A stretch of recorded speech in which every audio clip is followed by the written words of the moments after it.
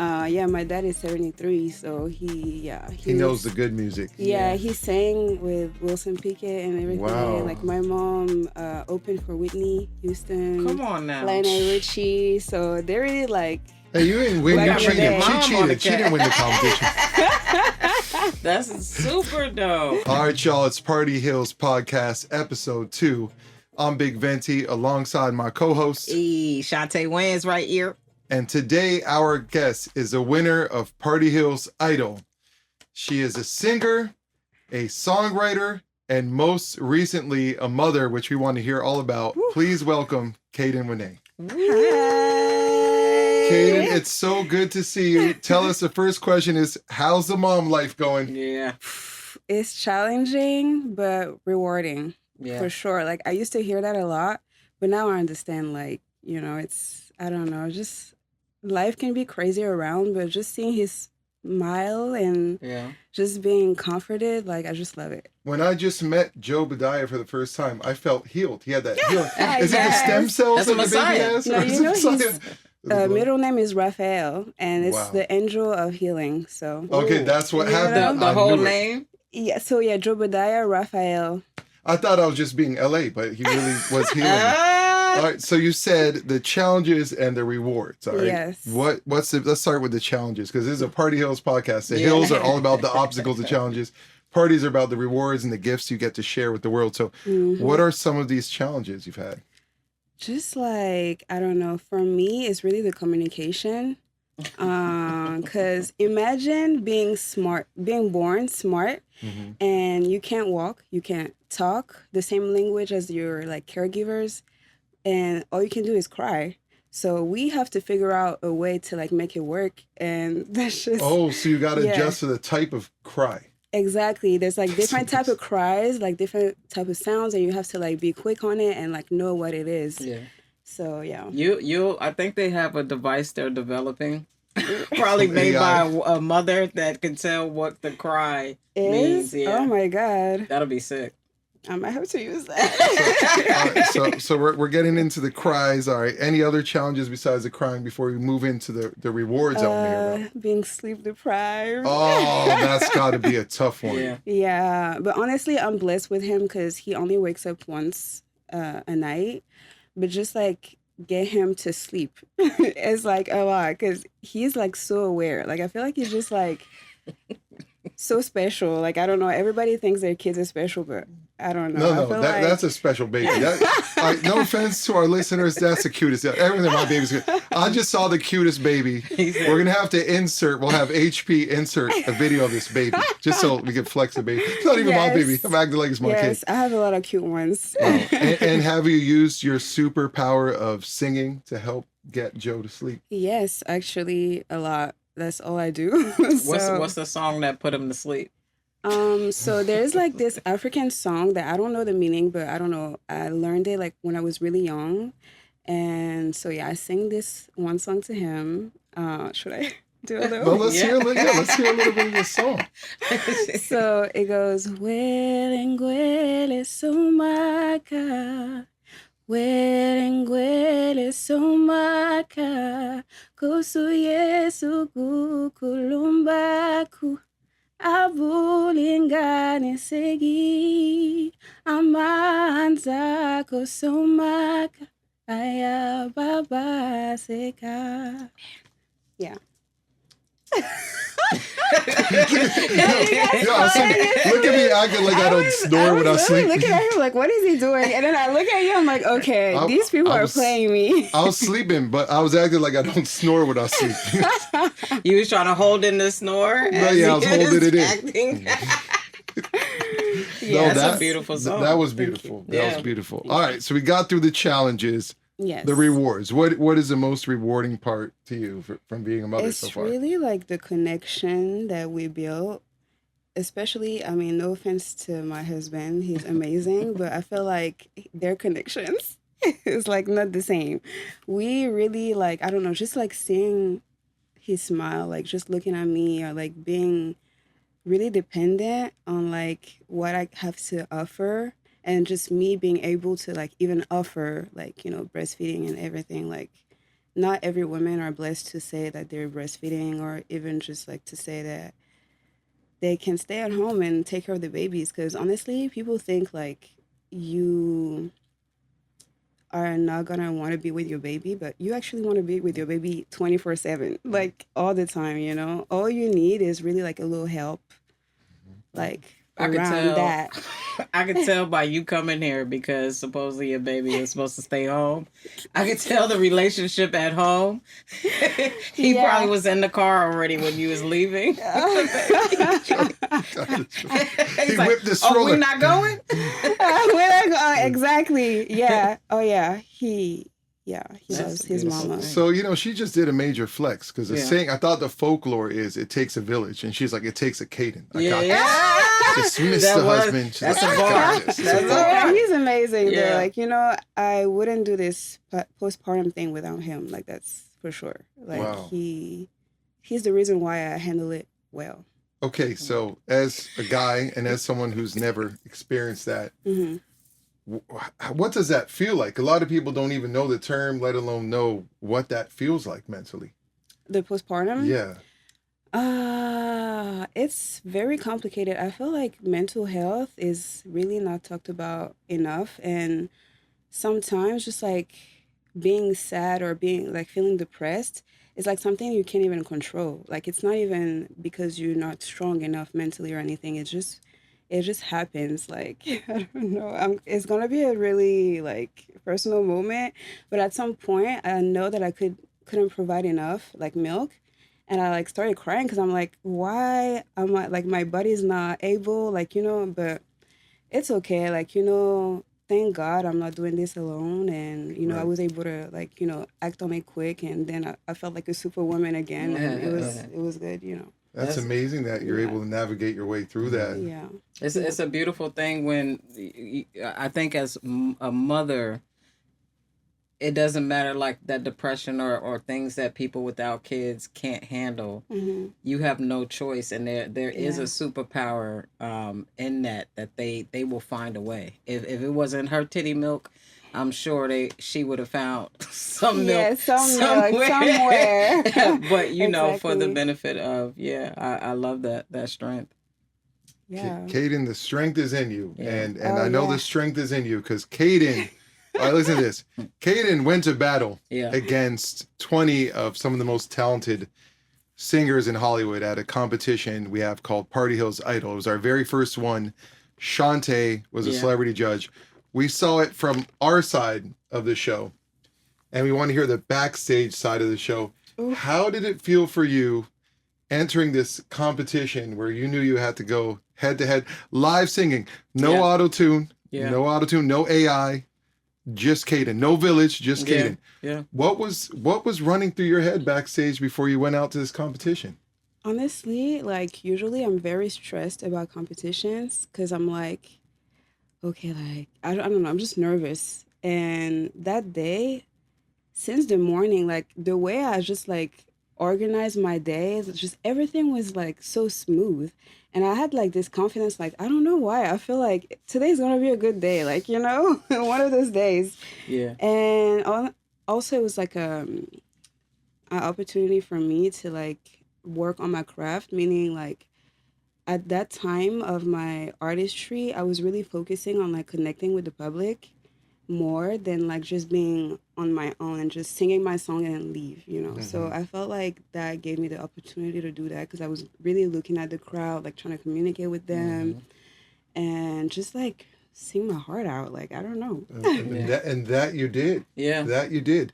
Was there a process in terms of the song you picked first? So a lot of singers, they do a show and they don't know where to start, which their best song is. Did you have an idea of which song to start with? Yeah, so I was like, maybe it will, work. But I remember I think it was like a certain amount of time that I had to sing, and I was like, okay, I'm just gonna do like half of the song and then go where like I go the highest and maybe it'll work. They'll love it, or I don't know, So your advice is to save the crazy song in the bag for last. And that she did. Yeah, you gotta start by a song that's smooth, but you can still show your skills so that people want to, hear more. And then, well, for the second round, you gotta hit them with like something bigger, you know? That's real if you are as dope as an artist like you. But I think that's kind of risky if, you have a shot to blow people away and Hmm. you may not have that other opportunity. You know what I mean? It's very true. I think what I always like suggest is like take the moment that's gonna like make you shine, Yeah. you know, in your songs that or the song that you're gonna, sing or rap or anything that, perform. Just like take that moment that really is gonna make you shine, even though it's like chiller than the actual like second choice, you Hmm. know. So And yeah, I'll tell you, I think that's what I like. You see in the other people competing. It's like, y'all, you get this whole verse before you get to the high notes. And, I watch a lot of those idols and stuff like that. And you could tell, like, they try to give you different moments of what they can do. So, yes, like, some people I felt like was taking long. I just felt like you were authentic.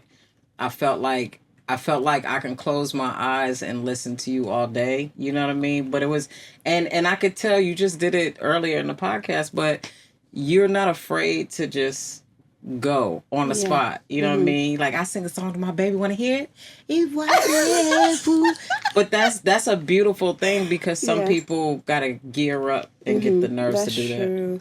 I think I really got that from my parents. You want to say something? No, Yeah. I was just going to say, I want to hear all about your parents. Yeah. But I want to say the phrase just came to mind, stay ready so you don't have to get ready. Yeah. Yeah, Yeah. yeah, And Kayden was just ready. Yeah. yeah. And maybe it wasn't even about the song at the end of the day. It was really about her being ready. Yeah. That's very true. And that's exactly what I was saying in the beginning. Like that day, the organization of just like everything, I was like really ready. Yeah. But also, I wanted to add that like I really got this from my parents because they're also singers. Mm. And they always told me like you gotta be ready at all times. Don't be shy. Like if someone asks you, like you're ready, you know what you're doing, you have that confidence. And so You At what age did you start singing? professionally when I was 14. But I've been around my whole life, around the industry my whole life. what's your nationality again? So I'm French. Nice. That's my nationality. Yeah, yeah. What's the My coach? Yeah. yeah, my mom is Caribbean. Yeah. And my dad is West African from Ivory Coast. Yeah. What was that life growing? Because my thing sometimes I think Americans or just certain people are spoiled.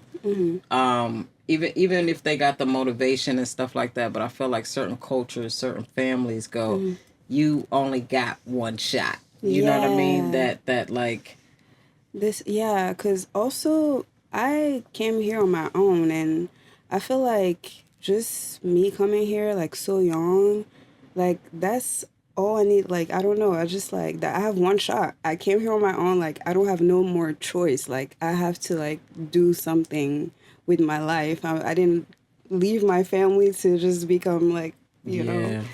So yeah, but Dang. they, Is they the were family here now? no, I'm still here Oh, on my own, still, but they're yeah. visiting. Yeah, they're Beautiful, visiting. Yeah. beautiful. Wow. But yeah, my dad is a very known singer in Ivory Coast. If back home I tell them who is my father, they're like, "Oh my God, that's your father!" Like that, Yeah. he's known. Our You know. last guest, Tabby, Yeah. who's an artist. His Yeah. father is a very well-known artist in Togo. Oh, nice. And here you have a similar scenario. Yeah. And the question that maybe slipped from me asking Tabby that I want to ask you, was there an added pressure for your skills or performance having a parent who's such a good singer? Yeah. For me, it was never pressure because it was always organic. It was really natural. I was born in a family that was loving, and like every family gatherings were just like sing to each other, and like everybody was like showing the little skills and what they've been working on like lately. Like I don't know, and then I naturally went into like the industry because I was actually raised with my mom, and she was like, "You gotta like study hard in school. Like, you're not gonna just be a singer. Like, you gotta, and me, I was like, I want to be a singer. I don't care. I was hiding in my room, like singing like Disney songs and everything. I'm like, I want to be a singer. Like, I don't care. And one day, she actually heard me for the first time. She cried and she was like, okay, you're ready. Yeah, so I was 14. Yeah. So you had been building up to that moment. Yeah. And I was 14 and she was like, you know what? You're going to come with me to the Phuket. I don't know if you know what that is. No. It's like the biggest hotel in Paris where, some people can't even get in. Like, that's really like VIP. And she was like, you're going to come with me over there and we're going to do like this gig for, I think it was like a birthday party. And at 14, I had like $500, like singing 2 hours. Balling at 14? What was that feeling? By the time you're at Party Hill's Idol, you had already performed many times. What was that feeling performing for the first time in public? I don't know. It was really challenging. I was looking at my mom, when I was 14, right? I was looking at my mom. And she had like so much skills and I was like, okay, I gotta be like her. So I was like just copying what she was doing and people loved it. Yeah. They loved my voice. All I had to do is copy her, like her gestures, talk to the people. And that's how I actually like started singing around tables and like do something with one person at a table. Each table, like I'm communicating with someone. That's so cool. It's how you like, you go out in the jungle, and you get confident. Mom was like, all right, so about that school thing, what we gonna do is, that's, because sometimes, your children don't really, push that, or there's a different type of push, like find your identity type thing, first, before you follow your dream. I think that's sometimes parents too, and fear. You know? That's true. And I just didn't want to be like their daughter, like known as, it's Jerica and Pedro's daughter. Like I wanted to have my own name. And so that's why I came here like on my own. And I was like, okay, we'll see. That's so well, that you did. Our first Party Hills Idol. Yeah. So you brought all these life experiences. You performed for the first time. That's actually a young age to have a big audience for the first time. 14. You develop your skills. You hone your craft. You come to a new country all alone. Mm-hmm. How does that feel? Oh my God. I came with so many like dreams and hopes and then, there's some stuff that your parents can teach you, but they can only teach you so much. And there's a lot of things you have to figure out on your own, especially if you're doing it like me and you don't want to like be a nepotism baby. I don't know, man. It's just I appreciate the journey anyway.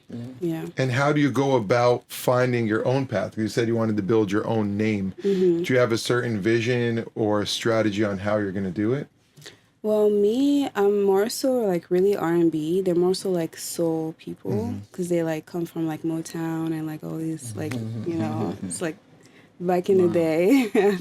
My dad is 73, so he knows the good music. He sang with Wilson Pickett and everything. Wow. Like my mom opened for Whitney Houston. Come on now. Lionel Richie. So they're really like. Hey, you didn't win. You cheated. She cheated. She didn't win the competition. That's super dope.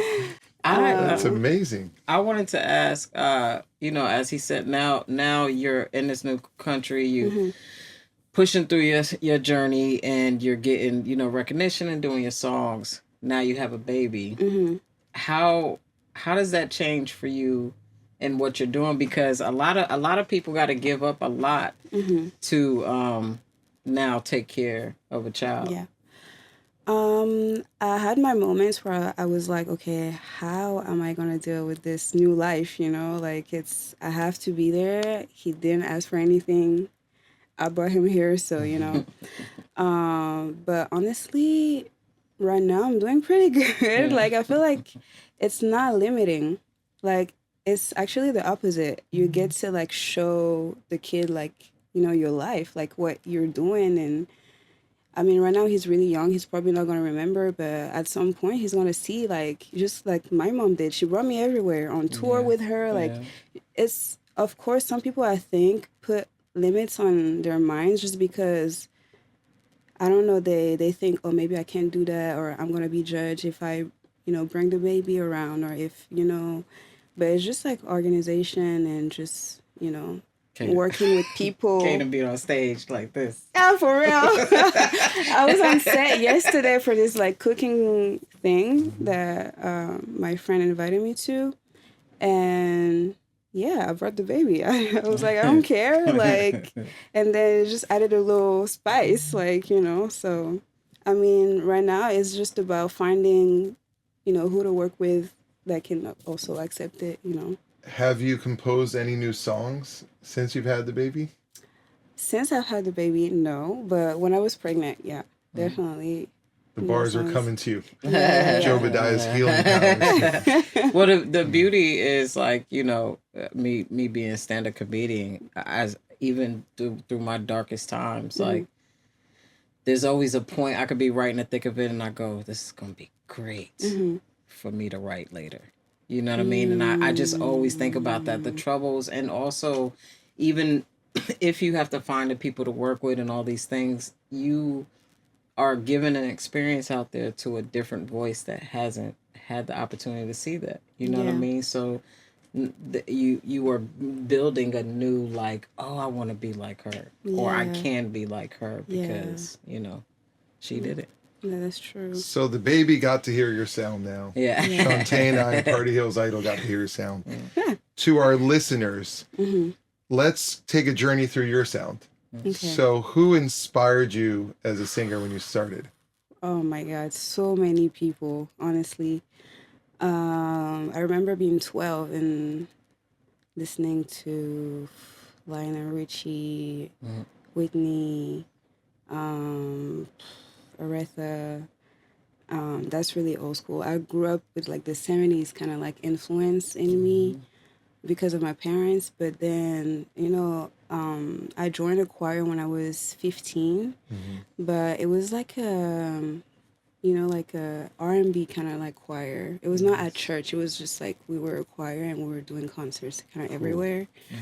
And they really introduced me to like what R&B really was, and just like learning how to like do runs, and they trained me like honestly, they like naturally, though it was not even intentional, but they like really trained me and were like, okay, like you're like the new Brandy.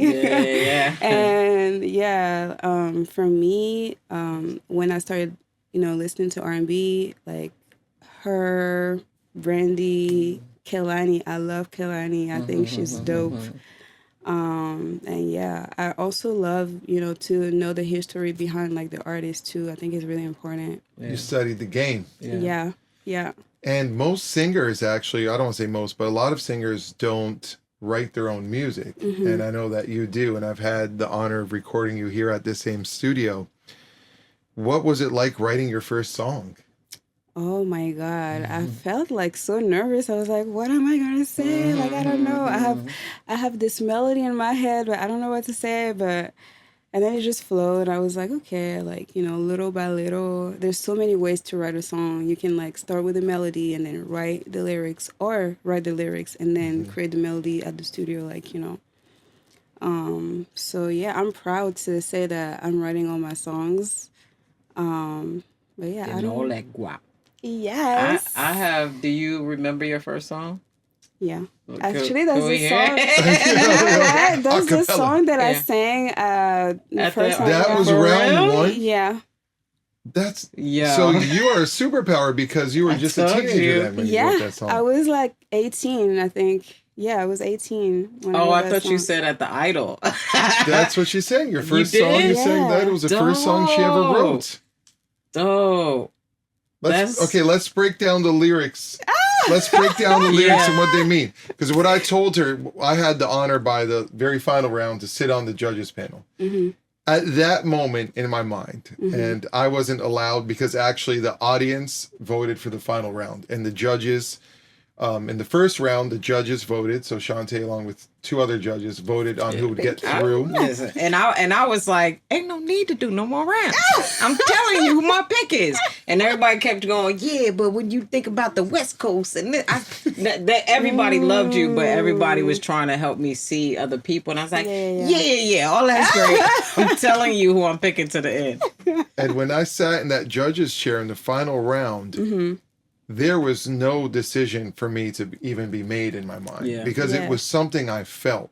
And music is the great power of all because it's not something you just listen to and turn off and walk away. It's something that can transform you after listening to it.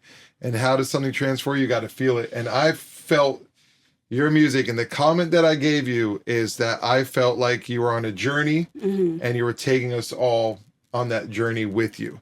So let's break down the lyrics on how this prolific 18-year-old wrote this song. What? Then comes a Party Hills Idol a few years later and just performs it and moves the whole audience. Yeah. Let's break down the lyrics. Yeah. Okay. So I'm going to give you some context. I was in a relationship, first love kind of thing. And so this person was making music with me. He was also a singer. And the thing is, we were only connecting when, we were making music. But then, around it was just like nothing. The cup was empty. So it goes, morning is 5. I really like this moment, but I gotta sleep right now. You showed me love and attention because it was about music this night. It's 5 and I can't give you what you used to accomplish so right. So basically, like, we used to, like, make music all night, just, like, with his brothers, his siblings and everything, like, all night making music. And it's like, okay, you're only giving me attention when we make music, but then, like, okay, I'm just going to go to sleep because it's the morning already. Wow. And then I'm just, like, saying, rendezvous, it's a deja vu, it's always the same rendezvous. You used to need to know that I'll be there and live for you. A rendezvous, that's why we need to talk to us. Like, we gotta, put it together. Imagine that dichotomy of being in a relationship with someone who's helping you fulfill your passion, your craft, but at the same time, you're not getting the romantic connection. That's a complicated situation to be in. That's complicated. It's crazy, but I go, would you even date an artist again? I mean, you're married and stuff now, but I'm saying, I know, like, all messing things up, but how do you ask this question? Because my wife will kill me. After that relationship, would you have dated another artist? Probably, but just not a singer. Oh, it's a little different hit. Like, my man is an actor.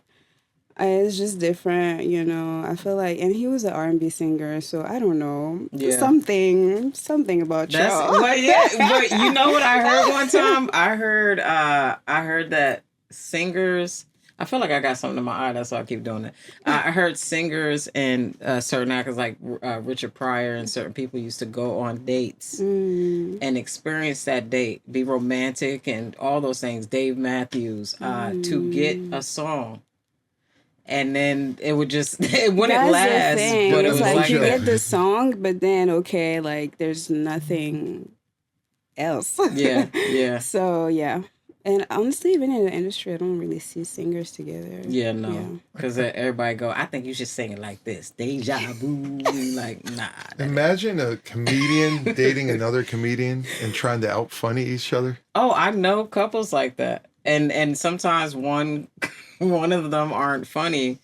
But it's not that they're not funny. It's you won't listen to somebody that's like, it's the weirdest thing. You can meet somebody who's a fan of you, get in a relationship, and then they want to kind of tell you what to do. And I also think there's a separation of things. You know what I mean? I feel balanced in my life because my wife, she was a hairstyle, she's a hairstylist. She Mm-hmm. makes her own products. She wrote a children's book, and then I'm like, all right, this And she everything she makes some. touched. I'm like, okay, Oh, slow down. I gotta she makes step some my magical game. beard She oil. makes I don't know magical if y'all could. Oh, marchandecode.com. okay. Yeah, yeah. But my point is, even her coming into doing stuff in the entertainment, it doesn't affect me where I know somebody who was a comedian trying to date me, but it's a different feel in the beginning because it's like, are you dating me to get on stage? Are you like, what are you using? Even though it could be a connection in a way, I can't explain it. Yeah. No, that makes I'd be sense. paranoid. Like, nah, But be. also, like, if like the other has like more opportunity than the other, like, it's just like then there's like this jealousy thing, or you really think you can make it, like, all these little things. That's what I Yeah. was just gonna say. Is a singer dating a singer like a Party Hill's idol of its own? You're like competing to sing better. If one person's doing better, you might feel left behind. And in a relationship, that could complicate things because you're supposed to anchor one another, but you might Exactly. feel invalidated sometimes, and you can't be the anchor. I go whoever make it first. I think it depends on. I'll probably ask every guest this question, or rather make a statement about it. But it's like, what kind of fame do you want? Because there's fame where you would do anything to be successful, and you want the entire world to know you. But then you have to live a certain life, and then there's a fame where you got money and you successful and all these things, but you still kind of get to move in a certain way. So I think about things like that. If my wife became an actress, I go, great. I could be I love writing, and I would put her in things. But now I have an opportunity to have the actor, you know what I mean, to Yeah. do that. No, that's true. That's my level of fame, though. And what do you want your level of fame to look like, Kayden? Because I'm telling y'all from now, it's just started, and Kayden is going places. And I said this in the last episode of Party Hill's podcast, but when I recorded Kayden, there was a difference. It was an instant difference from recording the other 200 vocalists I've recorded. There was an authenticity that you couldn't buy, a naturalness to her tone, a skill level of being able to control the notes and articulate yourself so beautifully and keep that same silky tone you're speaking in right now. Yeah. I know you're going to go far. Yeah. But what do you want your far to look like? Honestly, it's a good question because it's still something that I'm like, asking myself at times. I don't know. I just want to make music right now. I just want to like make more music in the studio, drop them, and see where it can take me. I'm not really thinking about, how far, because only God knows right now, know. But yeah, I know that, He'll provide and give me what I need. I love that answer. That's dope. It's just a purest answer, and it speaks to your singing. It speaks to your whole approach to the industry. And also, I know that you sing in multiple languages. So we recorded a Yes. song here. How many languages were on that song? 3. 3. What was that song called? I don't know yet. We haven't named it yet. So I'm recording Kayden, and there's 3 languages. I can only understand one of them. And the other 2, I'm vibing with the Yes. same way I am with the English one. The only one part of the song I understand. Do you feel the same energy as you switch languages? Is it the same exact passion you're putting in? Yes. And that makes so much sense because it's moving me the same way, and I don't know what she's saying. And what is that? What is that magic inside of music? I want to identify it, and I can't. Is it an emotion? Sometimes I think it's an emotion, definitely. Sometimes I feel like I'm like the most sensitive about music because I just like sing and cry. Like I'm like, oh my God, I love music so much. Like my whole body is like, I don't know, it's just getting warm and stuff. Like I just love music that much. Yeah. And for me, it's like an escape. So just everything that I have to communicate and say, deliver to the world. Like sometimes I just feel like the world needs to hear something because it's going through crazy hoops, Yeah. yeah, and I'm like, okay, the world needs this right now. So And as an outsider, like looking in, I always go, dang, I wish I could sing. Dang, but You it's can, though. vibration for me. You know what I mean? Like you could have lyrics, you could not have lyrics, and I can cry or feel different emotions. And I think that's so beautiful. But I think it's a lot about that vibration. And Yeah. yeah, Yeah. what y'all bring. That's why the kids love to like lay right here. You can hum. Nice. So you get rating. Yeah, That's that Joe Badiah's Gang of Singing massage. Oh yeah. And he loves it too. He wants to sing already. I'm telling you. Yeah. I believe it, just like you were inspired by your parents. Yeah, true. The torch is getting passed along. Amen. Yes. But do it all. Teach him the drums at one. Everything. He's gonna try everything. That's so dope. Yeah. And now that you're a parent, right, and you have probably some highlights of how your parents raised you, what are some of the principles you're going to pass down for parenting? Whew. Never be scared of anything. That's what my dad always told me since I was a kid. I think, I didn't really have a lot of moments with him, but just like the times that he's really like a wise man, like, the old wise man, like that's who he is. And he'll like talk to you so like calmly and just tell you like, never be scared. Like, for, I don't know, we used to have like hours talking and yeah, that's one thing that he told me, and it brought me here. It brought me to Party Hills. It brought me to winning. It brought me to, be blessed in life. I think that's the most. That's great advice. They say that most of what you fear or most of what you think is going to happen doesn't actually happen. So almost all becomes an illusion in your mind. And for artists, that affects us so much because we have to step outside of the regular bounds of society, try something new. And there is no life support button when you go into art. Because you're going in your own lane. There's no company that has a set of rules and an HR department for you to guide you in your craft. It's you and your music, and you're putting it out to the world on your own until you finally get all these things behind you. Did you grapple with fear at any point, or did you remain fearless throughout this whole process? Fearless, I think. Of course, you're going to be a little nervous or feel some emotions, but yeah. No butterflies, nothing when you step on that stage? I mean, no, that day I was just like, I don't know, I'm just here and I'm going to give my best. Like, that's all I can do. She was radiating with confidence. Your boy in the red hat, we're not going to say any names, walked up to me. It's like, I went back there and told her, I know you're going to win this. And then got mad when he didn't win. I already know. But if you already knew she was going to win, nothing to be upset. Well, there's sorry to cut you off. No, it was, it was evident too. It goes back to staying ready and remaining fearless. It goes back to the rehearsals before the show started.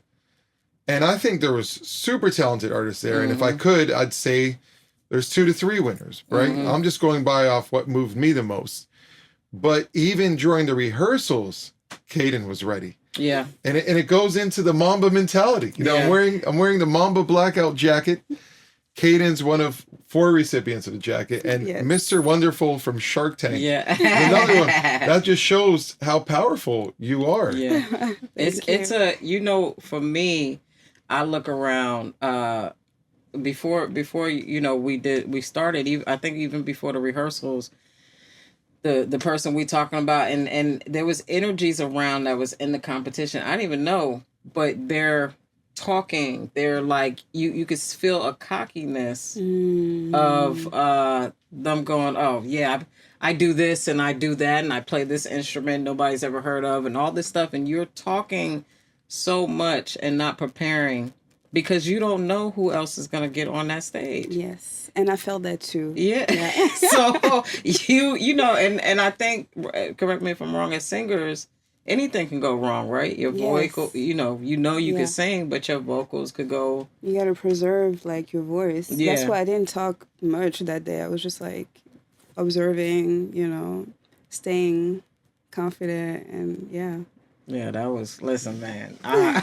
You again. I could tell, and you know something I want to say that we talked about earlier about the risk of like you trying and bringing out some of your best stuff. The crazy thing is you're building your own audience, and your best stuff that you think is your best, nobody could like it. You know what I mean? So it's all those things. And again, there was a certain vibe that was brought to that stage with you and some of the other people, but I knew immediately. It's also how you walk in the room. Yeah. And now that I think about it, I don't remember all of the artists walking in the room, but I definitely remember how Kayden walked in the room, and it was just with an aura of confidence. Yeah. I don't remember seeing her until she came. So that was, you talked about the song and feeling like you was on a journey. It literally was the spotlight coming down and going. That's magical. And speaking about preparation, a lot of artists, new artists, are so eager to perform. You see it in music, you see it in comedy, wanting to jump on an open mic, or even in some crazy scenarios, demanding that they deserve a spot at the Last Factory, or demanding they belong at the Comedy Store. It's like, you started last week. Yeah. You know what I mean? And I have a thought on this because I've seen it happen many times. People are so eager to have a show, but what they're really doing is they're showing their lack of performance. So before you step up and say you want a show, if you're not prepared, you're going to show a lack of performance. You're going to show a lack of preparation. You're showing a lack of preparation. Whereas Kayden showed preparation, showed confidence, showed fearlessness. And that being the secret ingredient behind all of this is eye-opening for me. Yeah. I feel like, honestly, that day, and even like right now, the way I'm performing is just like I let like my past and like my ancestors just like flow through me. Like, like my whole family has been doing this for years, decades. So honestly, like I just let my background like speak through me. Like that's how deep it is. How do you do that? How do you channel the ancestors? Is there a meditation? Is there a prayer? Is there a research? No, so I always get a little nervous in the beginning, of course, but not fearless, just a little nervous. But then after like the second line, it's like a lot of breathing. Like as a singer, we always talk about like breathing and everything, but honestly, when you do that, you let like the energy flow. It's like feng shui a little bit. You let the energy flow. You look like, okay, it's all right. Like everything's all right. I'm in control. Like, this song, that's yours. Like you've been performing it how long?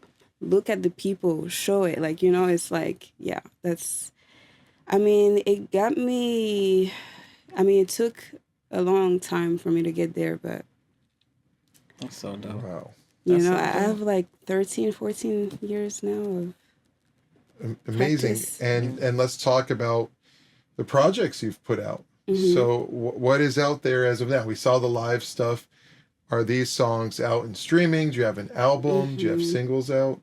Yes, so I have an EP out. It's called This What I Do. Yeah. Because it's what I know, y'all. Is that why we put It's What I Do on the bomber jacket? Yes. Yes. Okay. And then I have a few singles out too on all platforms. So let's talk about It's What I Do. What is the concept of that album? So I started writing it, I think, during COVID.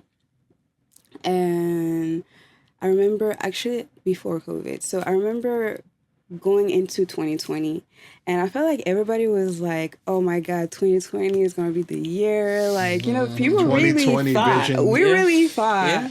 And I was like, like, I'm about to, like, be dropping some new music. Like, I'm even be, like, I don't know. I'm just going to do me, And I was so confident, and then everything just crashed. Like, nothing happened. I kept writing, of course, but I kept recording songs that are, like, so sad and everything. And my manager at the time was like, okay, I'm so tired of your sad songs. Like, she was like, okay, girl, like, write something that's, like, bossy, like, do something happy. And I was like, okay, like, let's try. So it was, like, 3 years in the making. And I dropped it in 2023. And I'm so proud. It's like a lot of stuff that I removed, a lot of stuff that I added. Like, honestly, a project, I mean, I'm pretty sure you know, like, we're not in the same industry, but you know, I mean, actually, we are. Same industry, different We are. genres. Yes. I sing like Kayden when the auto-tune's on. Ah! And the shower's running. Play it back. Play it It's back. still good though. But yeah, like dropping a project requires a lot of like mental strength, honestly. And I did it. I was so happy. The release party was beautiful. It was like one of the biggest accomplishment in my life, honestly. Amazing. Yeah. And so what would you say is the main message in It's What I Do of the songs that you selected? So it comes from me being really vulnerable. Like I said, like I came here on my own, and me experiencing all these like trials and tribulations and coming to a point where I don't care anymore. I'm doing me and I'm free. I have a saying, I said it in the last episode, the highest level of artistry is vulnerability. And you just confirmed that for me. So now I could walk around fearless saying that I'm right. Yes. And what about the songs you eliminated on the album? What was that like? Was it like picking between children or something? I think it was, yeah, that, and also more like, okay, I have enough sad songs. We need to like follow a story, so that, you know, people can connect to the project, you know. And it was just going like a little bit all over the place, which is, you know, what I was feeling at the moment, but it doesn't have to be this way, like in the end, you know. So the beauty for singers and artists during COVID was that if there was a beauty, the underlying beauty was that we could still do our craft. Shantae, Yes. that was a different story for comedians, was it? Because now I'm assuming you can't go to the comedy clubs. Yeah, but I started in tech, so I built, somebody invited me to do a show. It was the first like live stream show with Zoom. That's when Zoom started really popping. And I looked at everything and I was like, I think I could do this in my apartment. And so I started setting stuff up, and then we did like a house arrest comedy show there. But it wasn't about comedy then continue, just then continue in a stage or a setting Got that you. we're used to. So yes, it was hard sometimes because when they first started, that's where you got to figure out the kinks, but you're doing stand up and you know, you're used to the laughs like coming up, but on Zoom, you know, it's like, and then, you know, ta-da, and it's like, and you like, but you don't want to seem like you're waiting for the laugh. You just know this is where it's going to hit, you know? And then, I think it was a lot, but same thing she said, 2020 was supposed to be the ish. I just did my special. 2019, we on billboards. I'm like, yo, it's going down. it was Shut down. Yeah. So you're performing in front of a computer. You don't see the crowd. You're used to the laughter. Did you have to like high key laugh at your own jokes? No, it wasn't. You actually did see the people, and that's what was scary. Because, you know, if you don't, if you're looking at the computer is right here. So that if you see people don't laugh, you see them just like blink, blink, blink, blink. Like you want to turn your camera on. Yeah, some people don't even turn their camera on. Or their volume. So you'll see them like, you be like, I need that. That's what we feed off of, bro. And as a singer, do you feed off the audience too, or do you prefer to sing not in front of them? Definitely. You have to connect with the audience. Otherwise, you're just empty. Like, you know. Yeah. I used to also during COVID sing on this app called Bigo. It was like a streaming app. All the other artists came through after. I think it was Ray J came through. But yeah, it was a lot because you can't really see the audience. But you have to sing your heart out. Yeah. Well, Kayden, now you have another chance to connect with the audience. You're on the Party Hills podcast. Yes. It was a pleasure having you. Yes, it was. How do Thank you for people having connect me. with Party Hills Idol winner, singer, songwriter, awesome performer, and the mother of all mothers? Yes. Kayden Wanet, how do we connect with you? So you can find me on Instagram and all the social as Kayden Wanet. Mm-hmm. And yeah, hopefully you can follow me on also all the platforms, streaming platforms. I'm everywhere. Yeah. Yeah. That's great. And I think we'll see her again at Party Hills Idol 2. Oh, Yes, So I I'm think what we excited. should do is have her maybe open the show with a performance, Mm-hmm. and potentially maybe in the final round we say, why doesn't the previous winner come up and become a judge with us? Yeah. And Shantae, what you got coming up? Yo, catch me on a therapy and session tour. I was about to give dates. cwayans.com. Dope. Yeah. And if you want to just follow me, BIG Venti. Ooh. My new focus right now is pushing out the new Party Hills apparel items. Shantae is going to debut the Yes. Party Hills player jacket. On the next Okay. show, we're going to be doing a giveaway. So Yeah. follow me on BIG Venti or Party Hills apparel. And it's been a blast. Kayden, thank you so Yeah, much. Thank you for having And me. thank Joe Badiah for the healing vibes. Yeah, I'm good. yeah. Yes. Going back to sleep. I'll I'm let out. him know.